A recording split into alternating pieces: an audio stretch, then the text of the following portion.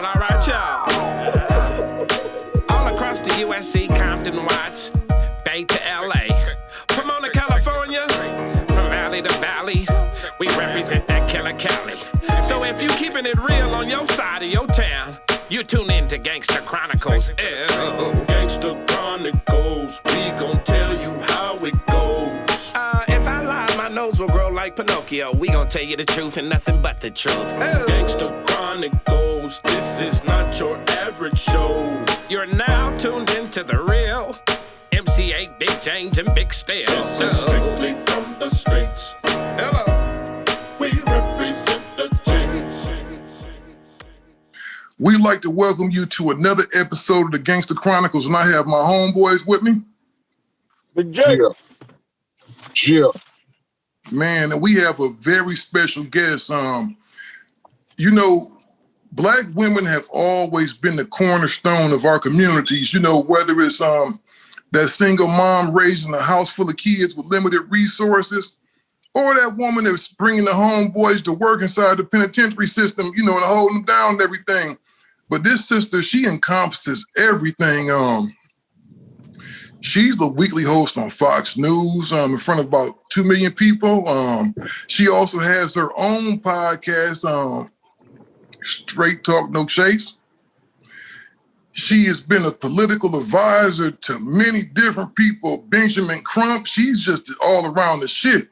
And we'd like to welcome Tezlyn Figaro to the Gangsta Chronicles tonight. One of the few women that have been on the show. I can't say the first, but you definitely the first of your kind to come on the show. What's happening with you?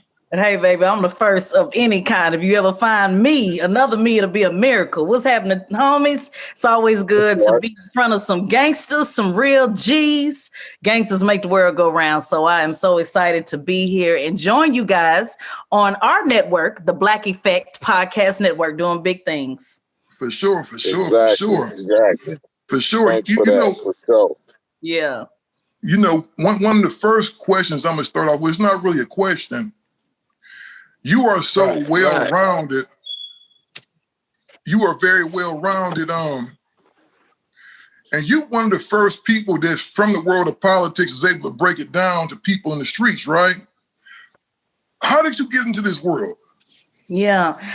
I think, well, let me not say think. We do that a lot of times, and it gives the impression that we're not confident in our position. So let me not say I think. Let me just tell you like it is. I did not get into politics. Politics got into me.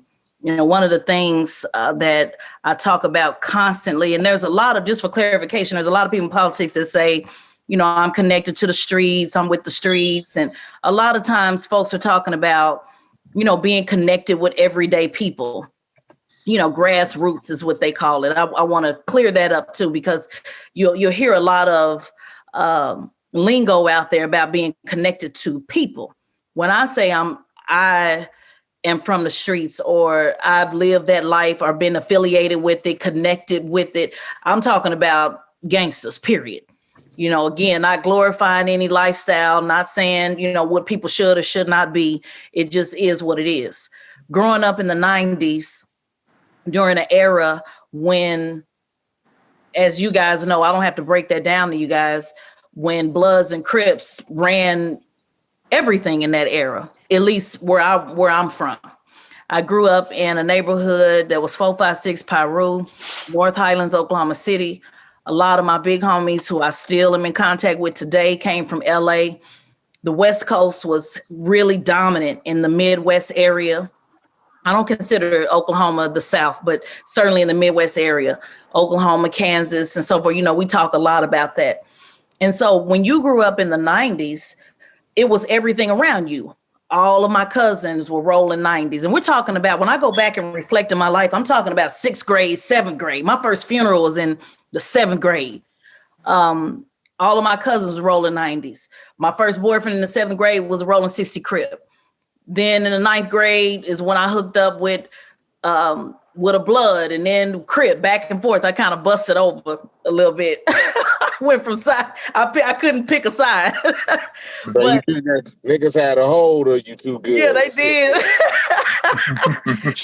So it was the politics of that environment, you know. And when I grew up, in a blood territory, my best friend was a Grape Street Crip and her brother was a Rolling 60. It was the only Crips in my neighborhood. And we would walk the streets and what we called milkshakes, Cortezes. Some people call them Cortezes.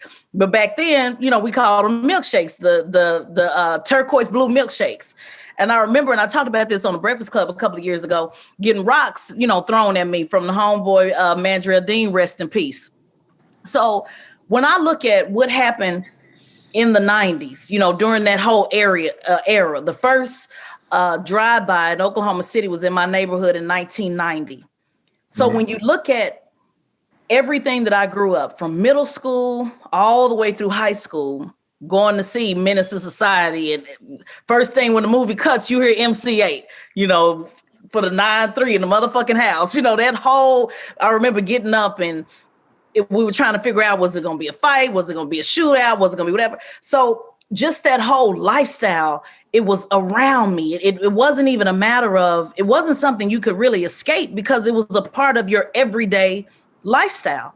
Mm-hmm. So when I go back now as an adult and I reflect, because you really got to think about it, dating all these guys and hustlers and gangsters literally my whole life. I was a cheerleader in school. I never dated a guy my age, or a guy that played football, or a guy that it was always gangster. So I got married at 23. So my entire adult life, I was pretty much married. That's really like my last memory, almost like I've been in the pen for the last 20 years. And now that I'm in politics, I just naturally fell into it because all of those same homies that I'm talking about received a lot of time through mass incarceration, through the war on drugs, through first-time nonviolent offender, sentencing, 15, 16 years. Those same homies that had my back, L, who was a Crip from Tulsa, that took over my apartment for 3 months so that I could move to Dallas when I got out the military because I didn't have any money. I didn't have a place to go. Spud the Blood that, gave me the money that I needed to go to Dallas. Those two men. It wasn't my family that put me on. It wasn't grandma, my mom, or my daddy. It was the homies that always had my back, whether they were protecting me physically or helping me financially. And these were men that didn't ask anything from me, just looking out for the homegirl. They just believed in who I was just as a young lady.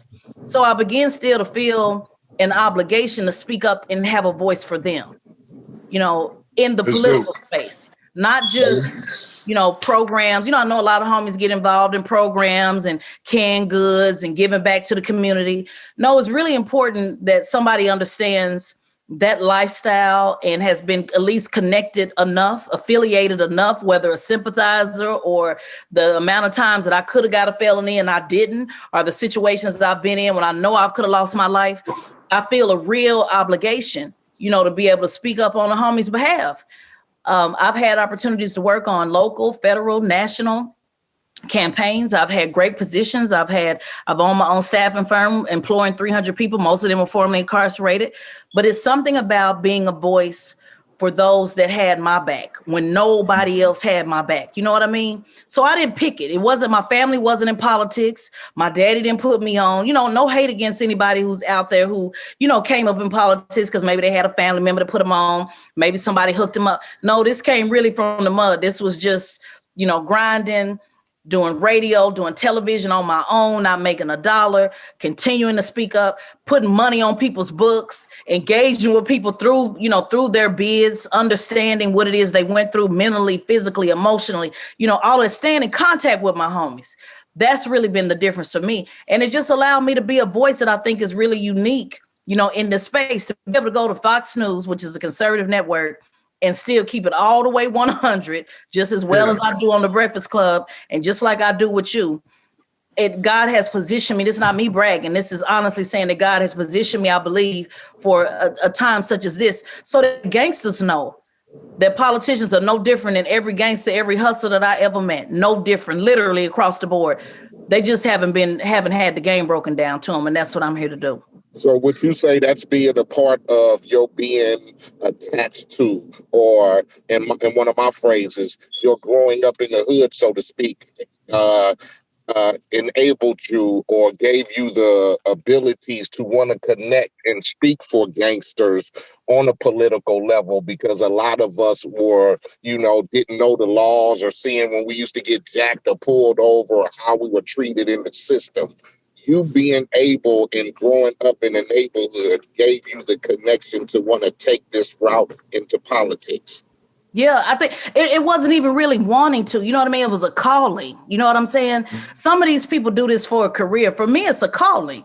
When I connected back with my homeboy who I know did 16 years and had a chance to go to commissary and go to visits and see what it means to really lock somebody up for half of their life. It was an obligation, you know what I mean? Not really, oh yeah, I want to go do it, because I want people to be like totally understand this. I've made less money doing this. I've had more death threats. I've had more issues. I've lost more contracts. Ain't shit about this fame and glory of what they see. It's truly gangbanging to me, just in a different space. But I felt that somebody needed to be a voice. And I'm not saying I'm the only voice. I just know I don't shy away from who I fuck with, period.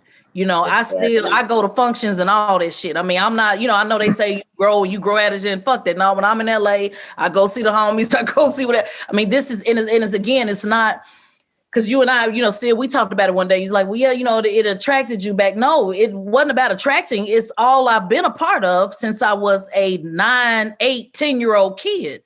It's all that I've ever known. So why would I flip the script when I get to this stage in my life, when I know it was the homies that always had my back? It's really not flipping the script. Is knowing what you know and how you can help the homies, not from afar, but at a distance, to where you don't put yourself in harm's way going back to the hood, because that's one of our biggest problems. And we talked about this last night, Norm.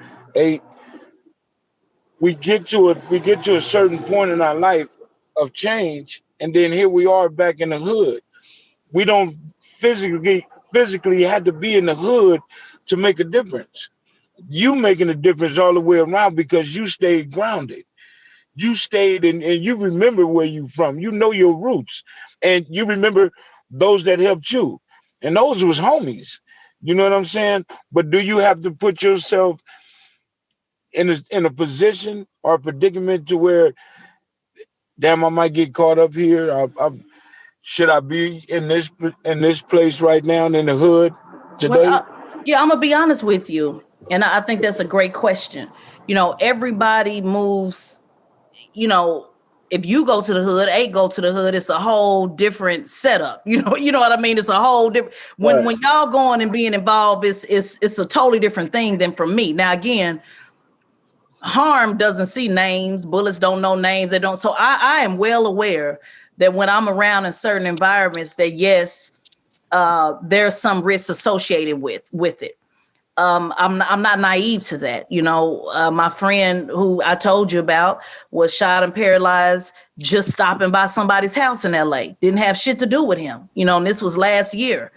So I'm aware that risk is out there, but I will tell you this, big homie, when you talk about being able to connect to people, my role, my calling, not nobody else. When we talk about, and I don't know people's religion, but if we want to talk about prophets and Jesus and meeting people where they are, it's not, if I don't meet people where they are, and again, I'm not saying I'm out every night and what, I'm talking about people that I'm around and that I'm comfortable. It's important that people know that I'm accessible. And if there's a risk associated with that, it's no different than a risk when I was fighting the Oklahoma City Police Department, living next door to the police department. I was the lead publicist on the Oklahoma City Horsecloth rape case, where the white man raped 13 Black women. My house was next door to him, literally, and I was fighting that case. The police department is the largest, most organized, most resourceful gang in the world. So in my mind, I'm already at risk every single day. I think people get this shit twisted because they see people on social media talking shit. Oh yeah, tell the police this and tell the police that. Well, it's different when you really out here like me and Attorney Crump and, other activists that are really out here really out here like for real. where people know my name. My name is odd, Tezlyn Figaro. You can look that shit up. It ain't hard for people to find me. I remember one time I did a local show here, and the sheriff came and followed me on my Twitter. So, homie, I'm already in that line of fire as far as I'm concerned. And it's not because, I'm naive about me going to the hood. What I'm trying to say is that I know that every time I walk out this house, one of these police officers can pull me over just like Sandra Bland. I know that when I was standing on stage saying that we demand accountability for Donald Neely, I understand that a hit can be put on me. These people really do have, Fed cases built on people who harass folks like me. It was a congresswoman that got shot in the head a couple of years ago. I understand that when I'm fighting white supremacy, that there's people that want to hurt me. I get death threats now. So what's the difference between me getting a death threat? If I'm gonna be in scary business, I don't need to be on what I'm doing. So I'm not saying I'm sitting on the corner drinking a 40, even though I would sit on the corner. I just don't drink 40s, but I'm not saying, I'm sitting on the corner drinking a 40. But what I'm saying is I'm around my people. I'm wise with my decisions. It's not an everyday thing, or I'm out. The point I was making is it's important that people find me accessible, because Jesus never had a church where people came to him. He went to the people. So I have a calling that's already been put on my life, and I have to examine what if death comes with that. And it's no different than when people was out there banging they said and doing whatever. You know what you're getting into. Now, again, I'm not saying that's the lifestyle you need to be in. I'm just, showing the metaphor that when you repping something, you repping it to the fullest, including your safety.